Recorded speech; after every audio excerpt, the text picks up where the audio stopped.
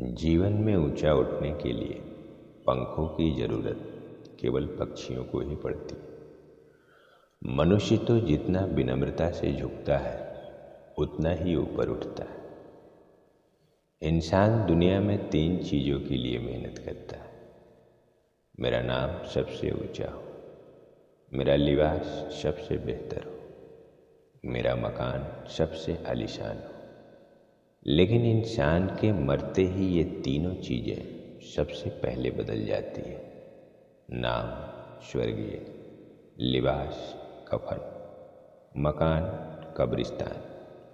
भगवान श्री कृष्ण भगवद गीता में कहते हैं कि जो इंसान खुद के लिए जीता है उसका एक दिन मरण होगा, परंतु जो दूसरों के लिए जीता है उसका सदैव स्मरण होगा। किसी भी व्यक्ति को इन 3 चीज़ों से हमेशा संतुष्ट रहना चाहिए। खुद की पत्नी, वह भोजन जो विधाता ने आपको प्रदान किया, और उतना धन जितना ईमानदारी से मिल गया हो। किसी ने भगवान बुद्ध से पूछा कि भगवान अध्यात्म का अर्थ क्या है। बुद्ध बोले, अध्यात्म का अर्थ बस इतना है जहाँ पर आप स्वयं की ओर यात्रा कर पाए। उस व्यक्ति ने बुद्ध से पूछा कि भगवान, मैं उम्र के अंतिम पड़ाव पे हूँ, मैं भटका हुआ हूँ।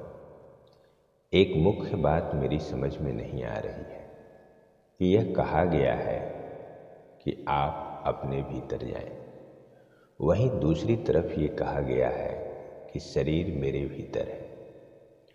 मैं अपनी अल्प बुद्धि से इसमें विरोधाभास समझ रहा हूँ, कृपया मेरा मार्ग प्रशस्त करें।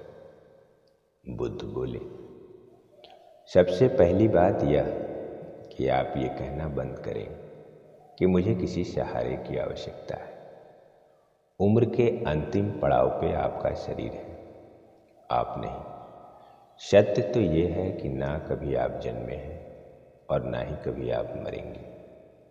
जो मर रहा है वो आपका शरीर है।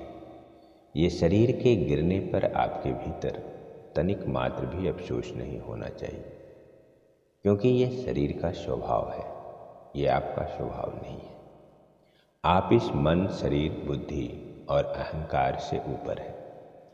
तो बस एक बात का सदैव ख्याल रखें कि अपने भीतर की यात्रा शुरू करें, बाहरी यात्राओं को छोड़ दें।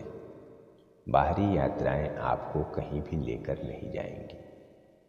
अपने भीतर की यात्रा का अर्थ है स्वावलंबी बने, क्योंकि चैतन्य ही वो शक्ति है जो पूरे विश्व को चला रही है। शिव कहते हैं कि चैतन्य अंतिम सत्य है। कृष्ण कहते हैं कि इस तत्व को जानने वाले को कुछ और जानने की आवश्यकता नहीं है। दूसरा प्रश्न ये था कि अपने भीतर कैसे जाएं। तो इसका संदर्भ यह है कि जब आपको ये कहा गया कि आप अपने भीतर जाएं, अर्थात जो शरीर है उसको कहा गया कि आप अपने भीतर जाएं, परंतु जब वो भीतर गया तब उसे ये पता चला कि शरीर तुम्हारे भीतर है। अर्थात जब आप भीतर गए तो आपको अपने चैतन्य रूप का दर्शन हुआ, और जब ये रूप दिखता है तब ये स्मरण होता है कि मैं शरीर के भीतर नहीं हूँ, बल्कि शरीर मेरे भीतर है।